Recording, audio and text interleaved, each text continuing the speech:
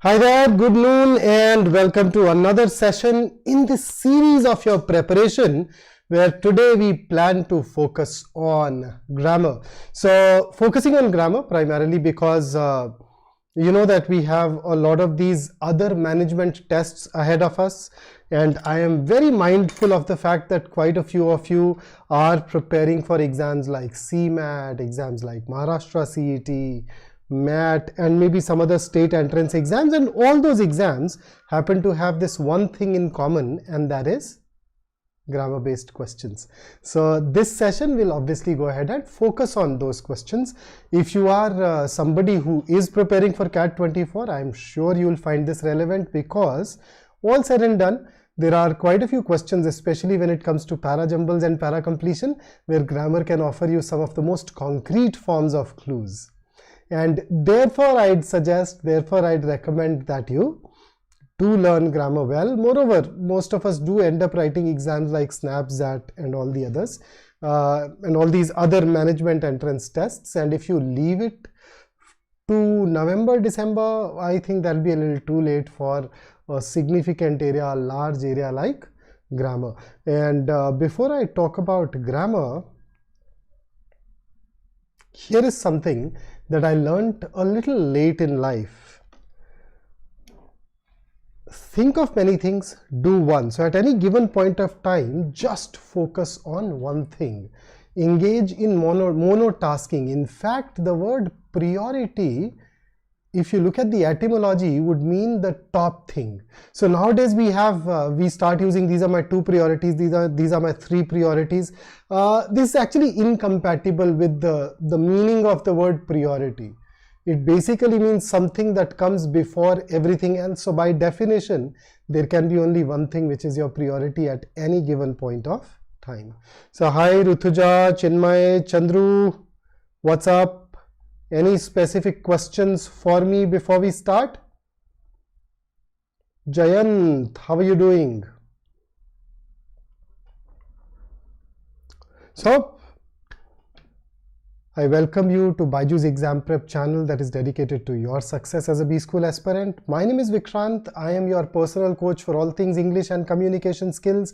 In case you are new to our channel, don't forget to subscribe to it. And if you want to ensure that you do not miss out on any of those high impact sessions that we bring in, and we bring in tons of them, don't forget to press the bell icon so that you can start getting those notifications as well.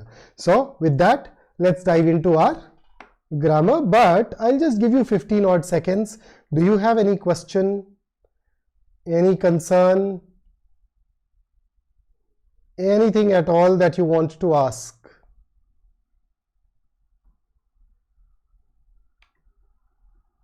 Is there a particular area of grammar that has been bothering you? Okay, so here are the common directions to all the questions that I have brought in. So 15 questions in all. Every question gives you a sentence.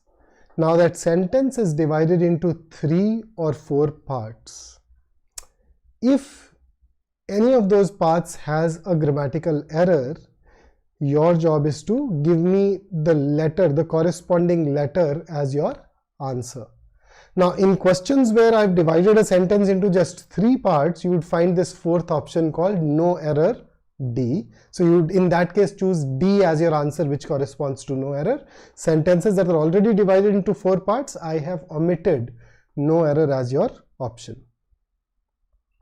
Rutuja, that depends on the exam that you are appearing for. So if I talk about say something like say Maharashtra something like XAT for example, you typically get maybe around a couple of grammar based questions, right? On the other hand, if you talk about SNAP, you are likely to get 5 to 6 grammar based questions. So it depends, it actually varies from exam to exam, and it's very easy for us to look at the previous year pattern to figure out the number of questions that you're likely to get in a particular area.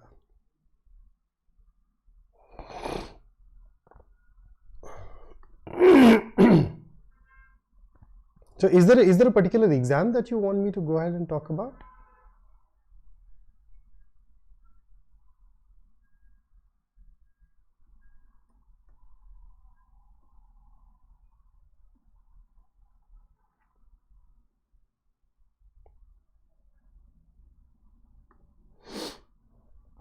Okay, so let's go ahead and get into our questions, and then I can answer the rest of your queries subsequently. So here is question number 1, a sentence divided into 3 parts, and your time starts now.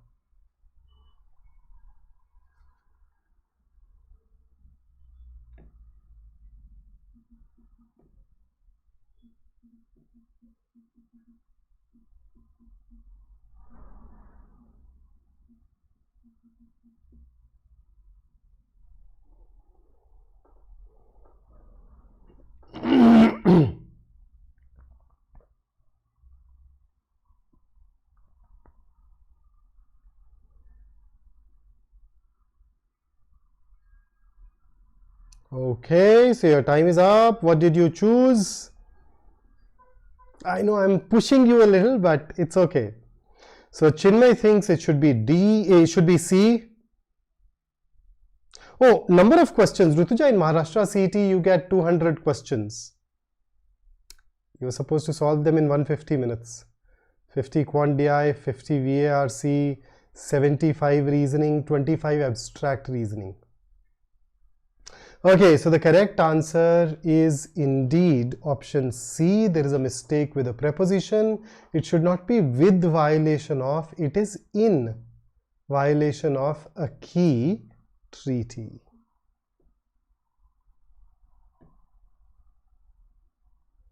So preposition based questions are the ones that get asked quite frequently.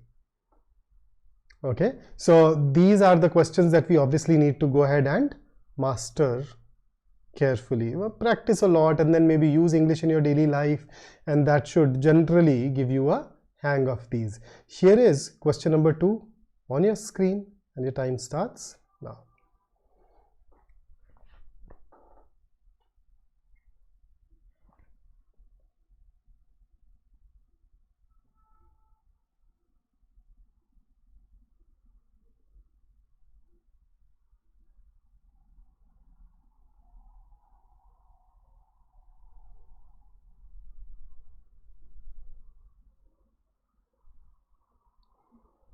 Oh, and in case Rutuja, I misinterpreted your question, then in the Maharashtra CET exam, in case we are talking about grammar, out of 50 you should expect somewhere around 7 to 10 grammar based questions. So for example, last year we had 8 grammar based questions. 5 of them asked us to identify the error, the variety that I'm taking you through right now, and 3 were more of the same, but it's just that they underlined a part and they asked you to replace the part with something which was grammatically correct, which is once again in a way error identification asked in a different variety.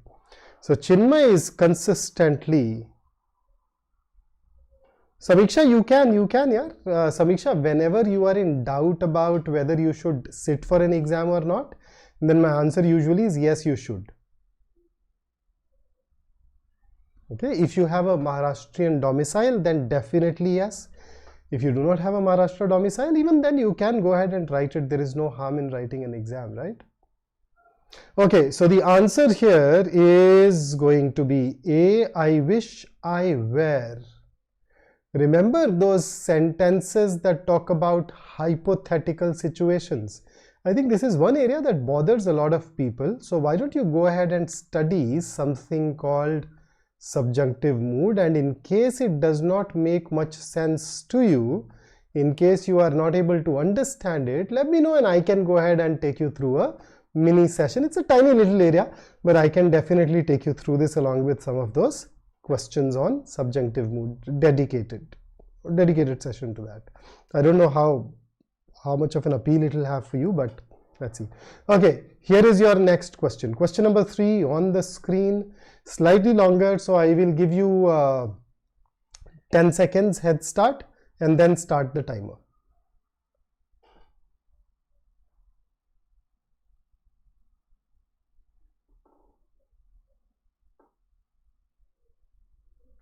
Okay, so the timer starts now. Oops. Now.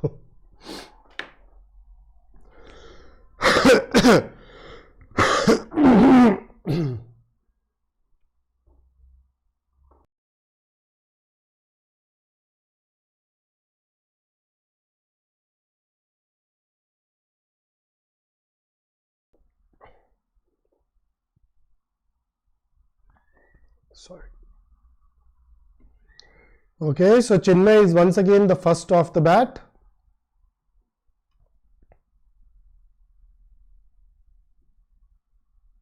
Where are the rest of us?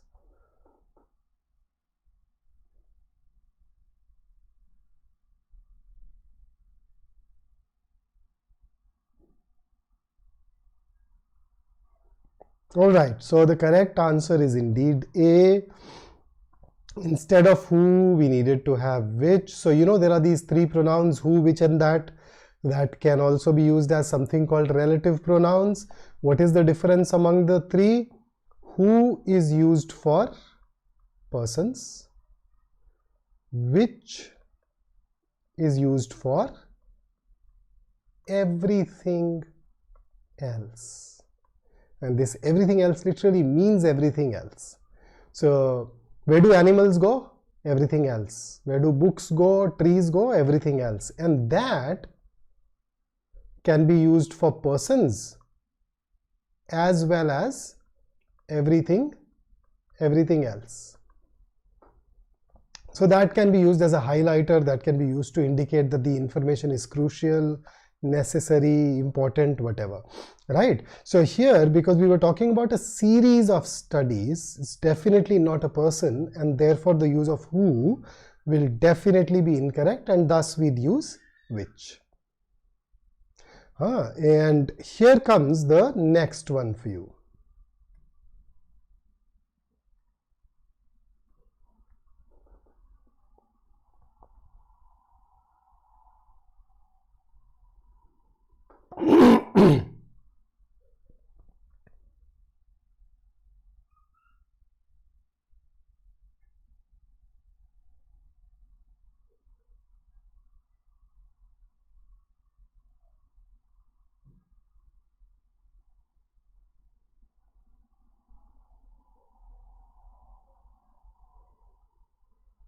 Okay, so one of the grammatical errors that we so very often forget exists is using an incorrect word.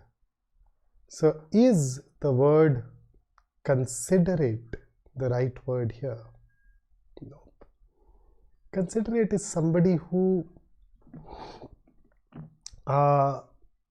pays attention to someone's feelings, okay? Somebody who acts or behaves in such a manner that reflects that the person was thinking of the interests of the other person, the feelings of the other person. Whereas here we are talking about doubt, a fair amount of doubt. So the right word here should be considerable. So it's considerable, which refers to something which is important enough to be worth thinking about. Okay, so instead of considerate, what we needed was considerable, and therefore our answer here should be A. Here is your next one on the screen with the clock ticking away.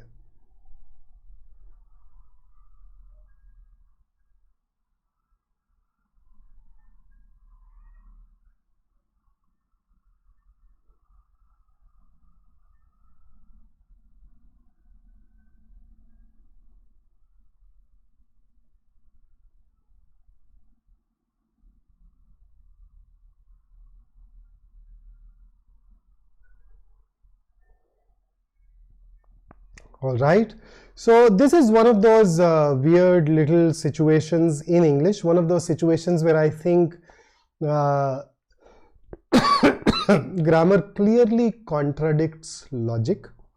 So it is a question that belongs to that area called subject-verb agreement. The subject here is more than one.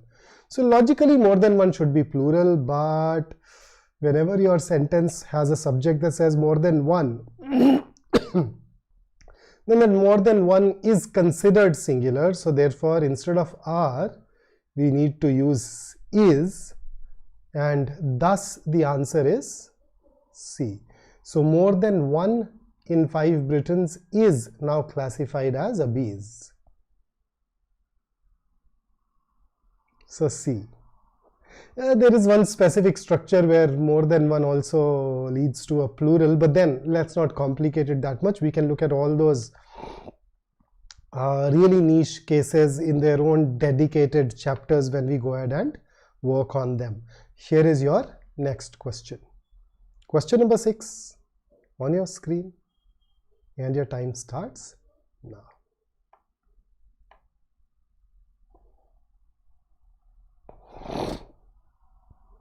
This should be easy for most of you, I guess.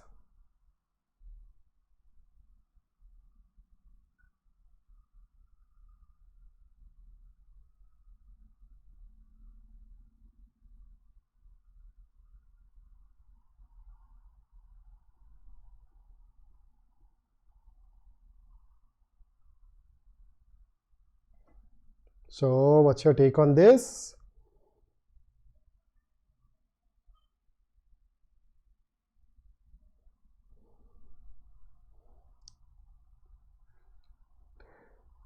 Even super D it is, yeah, depend is always followed by on. We know that, it needs to be on or upon. So students are encouraged to take control of their own learning rather than just depend on or upon the teacher, and therefore D. I think all of you have gotten this right, and that too rather quickly. So here is your question number 7 with the clock ticking away.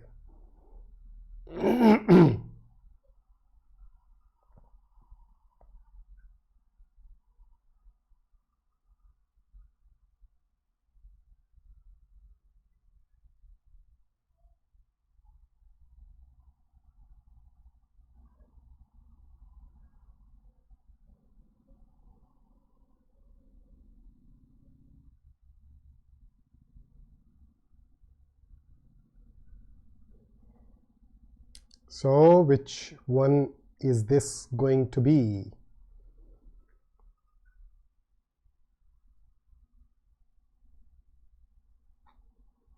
It is another one of those questions that's kind of tests your understanding of prepositions.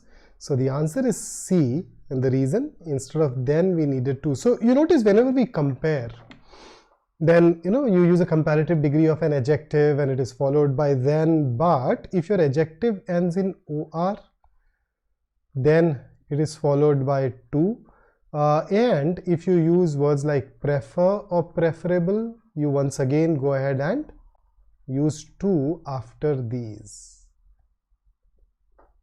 So if you can keep this in mind, you will be able to identify a fair amount of grammatical errors, as this happens to be one of those areas that get asked rather frequently.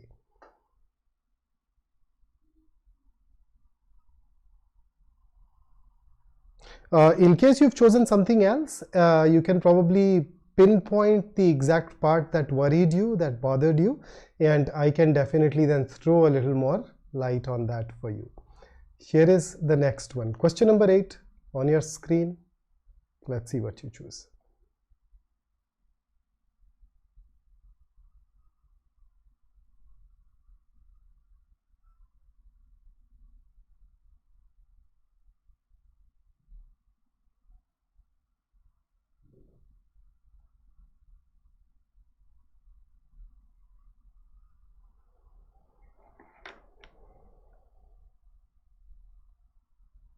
I know 30 seconds is a harsh timer. I know that I am deliberately putting you under a bit of time pressure, but most of these exams would typically demand it.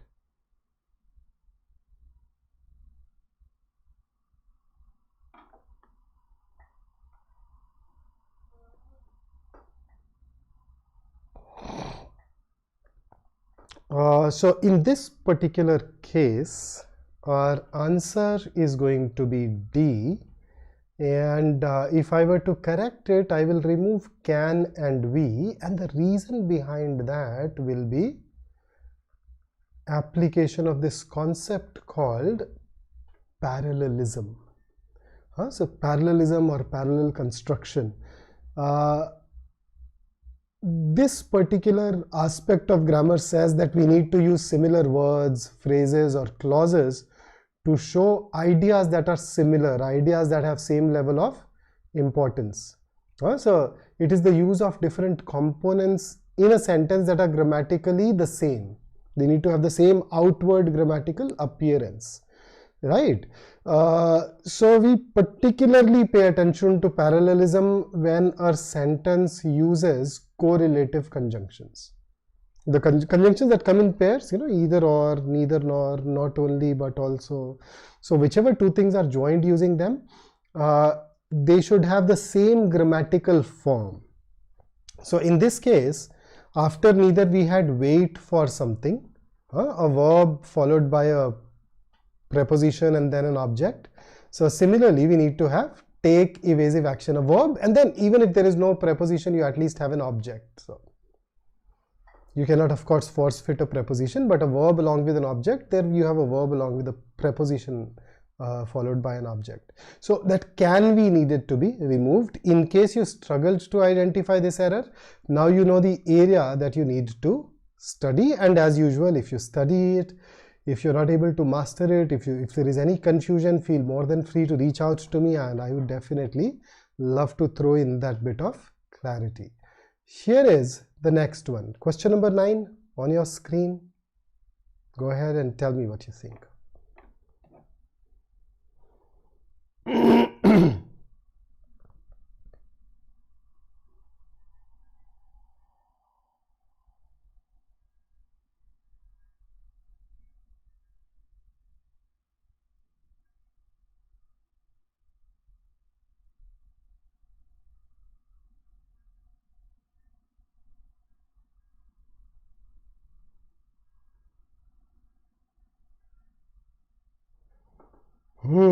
This is your standard subject-verb agreement question that relies on the conjunction side of the affairs. So whenever your subject joins two nouns with the help of neither nor or either or, not only but also, your verb agrees with the noun that is closer to it. So in this particular case, the noun that is closer is constables, which is plural. Hang on. Yeah, what happened here? This should be no error. This is probably ported from the previous question somehow. Okay, so because it was constables instead of was, it should have been a were. Let me just go ahead and fix it simultaneously. Okay, now I get it. I should not mix these question types is the core lesson that I guess I need to draw from it. Hang on, I'm not able to edit it right away, so let me.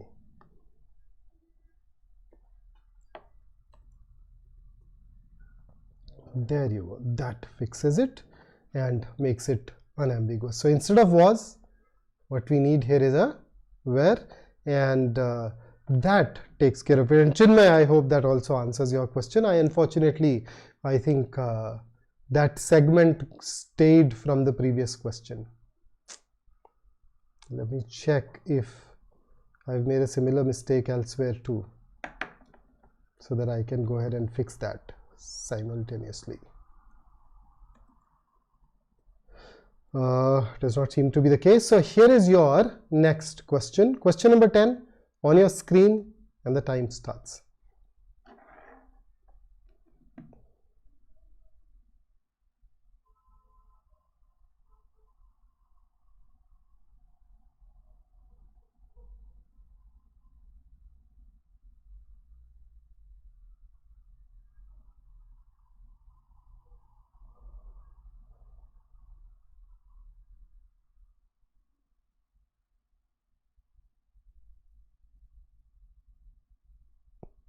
All right, so this has to do with the use of the conjunction lest.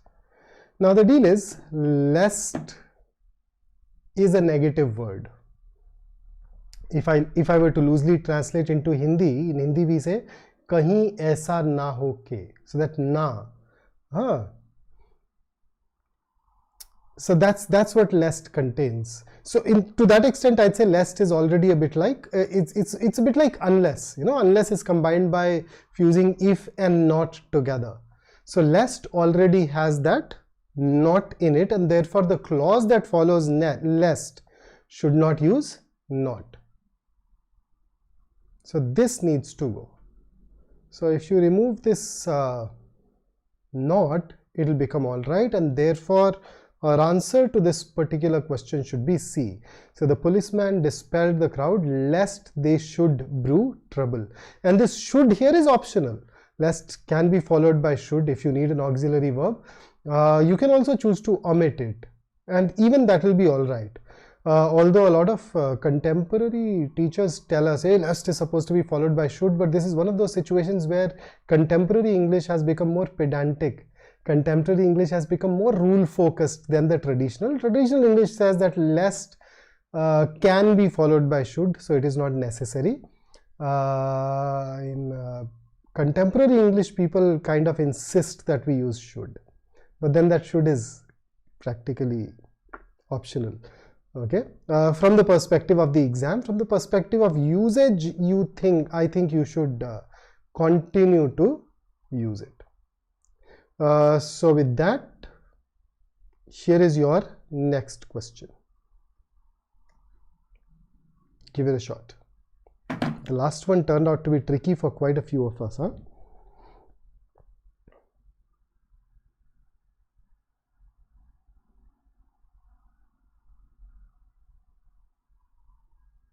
Okay, Gaurav. Anything specific that you want to point out?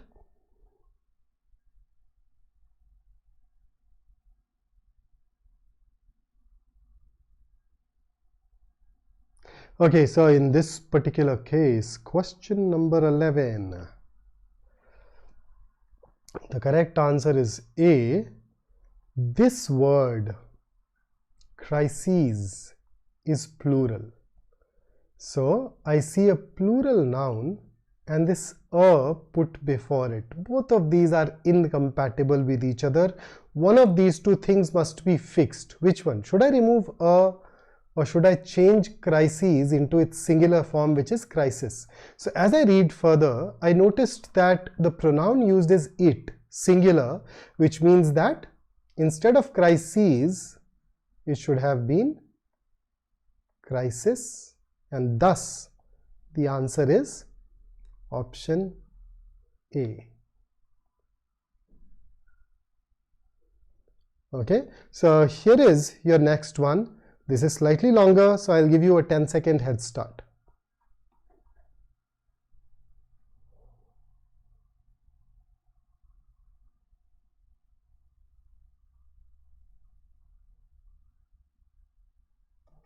So the clock is ticking now.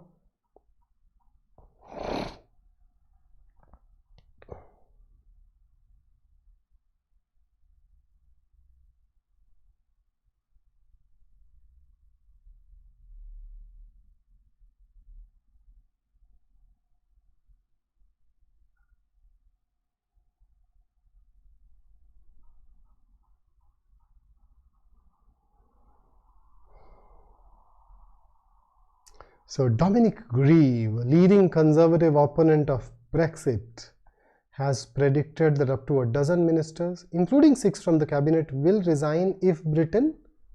Now we're talking about the future, so how did we have this left here? If Britain leaves the EU without a deal. So there is a problem of the wrong tense being used here, and that is why the answer should be D. Notice will resign. So we're talking about an event that is going to happen in the future.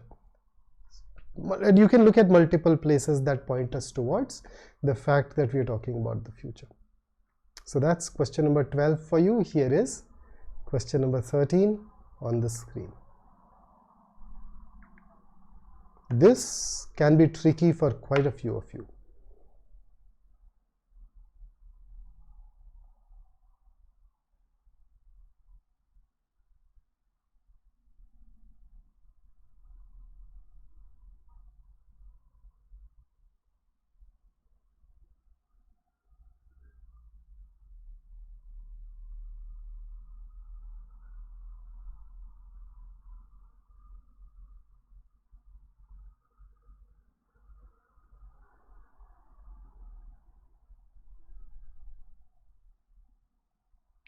I'll wait for some answers before I dive into this now. C? Absolutely yes, it is C. Meat. Should we use the with? No. Now does that mean that we never use with meat? Nope. So normally when you come face to face with somebody, you just use meet. Meet with is used when you have set up a particular meeting with a particular individual for a specific agenda. So it's only in that very specific context that we use meet along with. I'm meeting with my architect today to discuss the design of a new house. Right, so that's the context where with will be justified. In the rest of the places, we just use meet. I'm meeting a new client today. I'm meeting my ex-girlfriend today. Whatever. So C it is therefore. And here is the next one.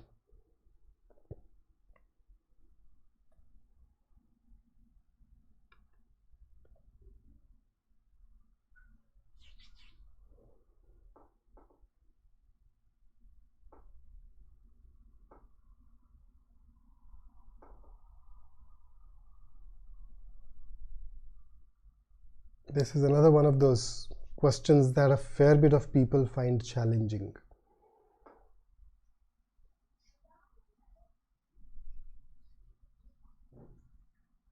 Chinmay. Quick and correct.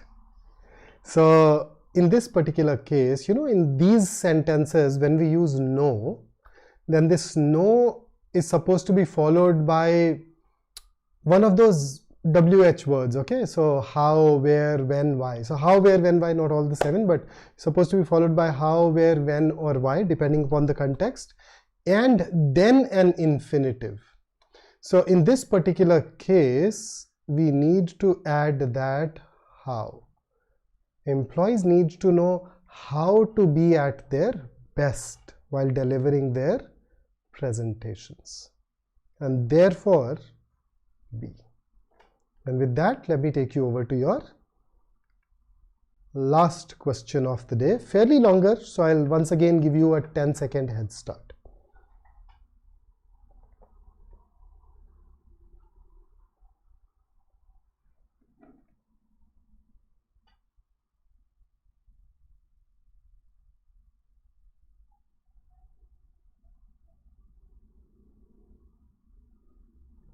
So the clock is ticking now.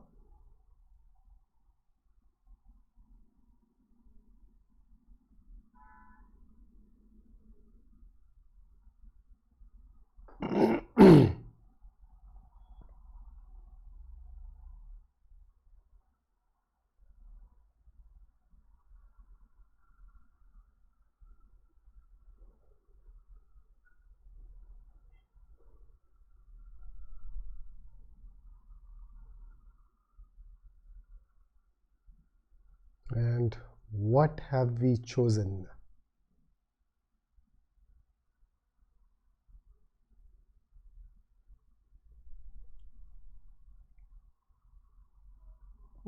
Part B is right. If you can point out towards something that appears off to you, odd to you, I can talk about it. But part A definitely has an error. And once I point out that error, you'll be like, oh, I missed that. And that is,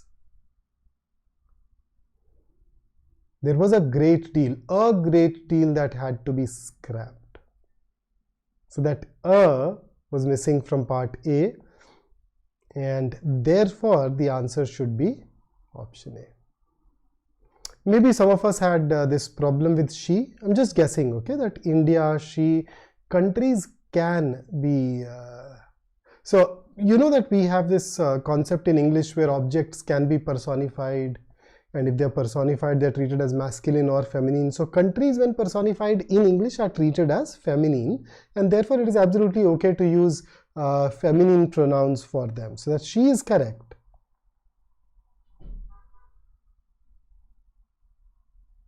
So nothing wrong with that per se.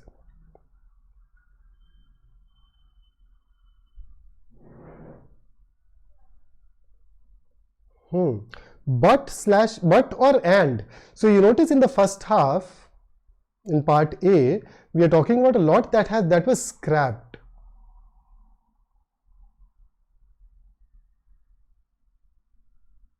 And that must be scrapped.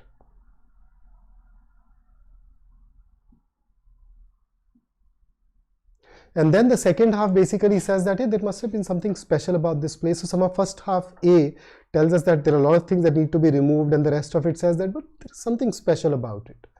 So things, when you start talking about things to remove, you're talking about those undesirable elements. So there is this element of contrast, and therefore, but will definitely be correct here.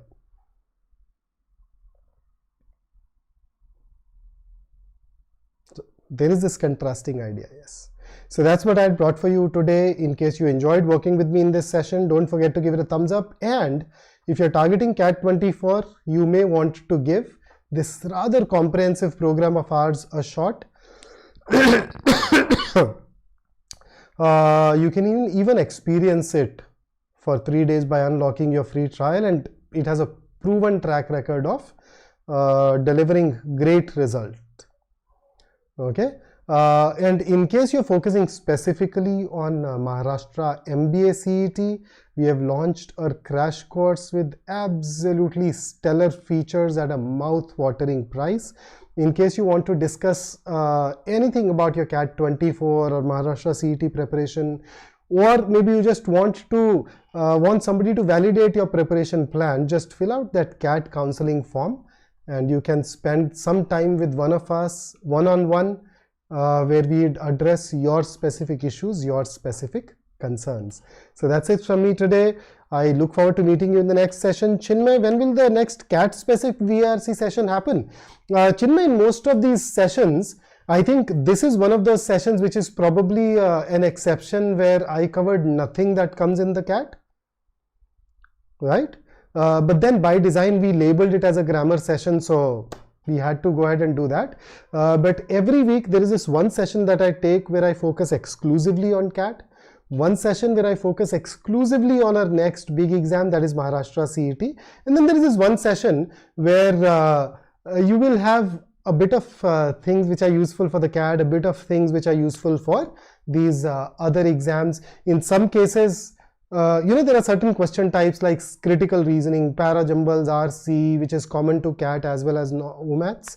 And then there are some question types which are exclusive to these. But right now, until I'd say the next 4 odd weeks, I am going to be a little more biased towards the upcoming exams in this session.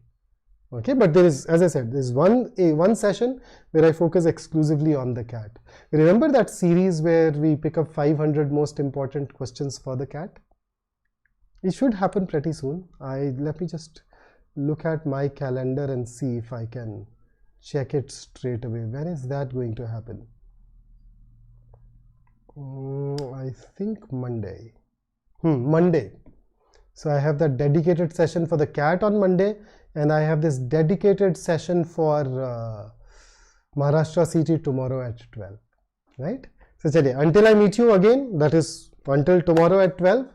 Stay safe, stay focused, stay in touch, and do let me know if you want or need more sessions on some particular area. Enjoy your weekend. See you soon.